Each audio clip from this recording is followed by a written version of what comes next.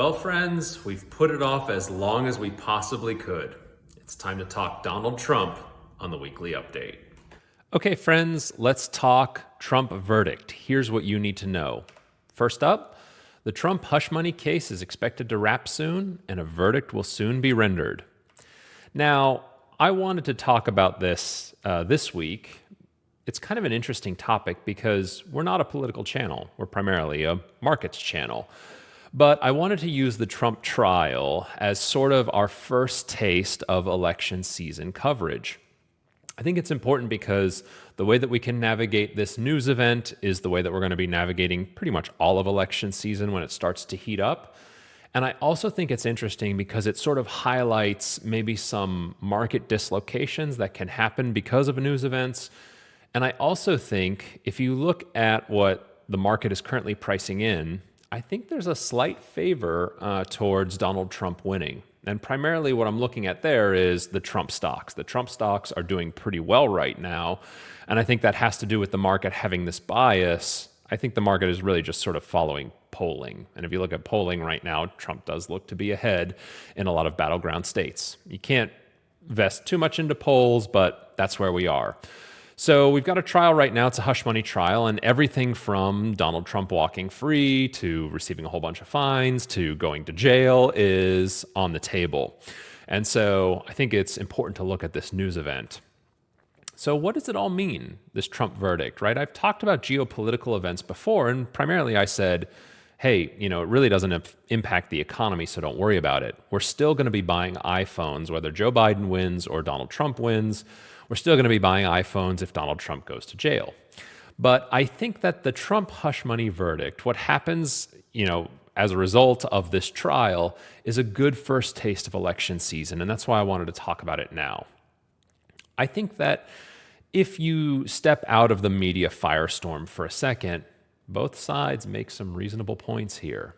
And just as a general piece of life advice, I would say, don't let the media radicalize you. I know that there's going to be very strong opinions on both sides of this issue, but remember that the media kind of wants that, right? They want you to tune in because they're going to monetize your eyeballs and they're going to monetize your interest in this topic. But what I would say, from a sort of dispassionate view of what's going on, I think there's some meat on both sides, both on, hey, this is a little bit of a witch hunt, but also on, hey, he probably did some bad stuff as well. Here's what I think is important as it relates to the markets. The market dislikes uncertainty. The market hates uncertainty. And it's possible that we could get a market reaction from what I would call an unlikely outcome. I think, this is my personal opinion, I think cooler heads are going to prevail and Donald Trump isn't going to jail. But if he does, I think a lot of this pricing in that you see inside the Trump stocks, I think some of that will come back out. So I think there will be some market reaction if we get what I would call one of these edge outcomes. In all of this, though, one of the things that I want to keep in mind is that in investing, you want to keep strategic neutrality, right? You want to be dispassionate when viewing these things, especially when it seems like, hey, the whole world really hinges on what happens to this guy in his court case. In some ways it does, but in other ways it doesn't, right? You're still going to pay the light bill. You're still going to go to work. You're still going to buy iPhones. And so I view this as a good first test of election season coverage. The jury is currently in deliberation as we speak, so a verdict is about to be rendered. I think for the most part it's going to go down maybe the middle of the pipe. I don't think he's going to jail, but we'll see. But if he does go to jail, I don't think the market's prepared for that, and I think we'll see some market dislocations if that were to happen, because what that does is that introduces all sorts of uncertainty, and that's what the market is going to react to. So this is our first step of election season coverage.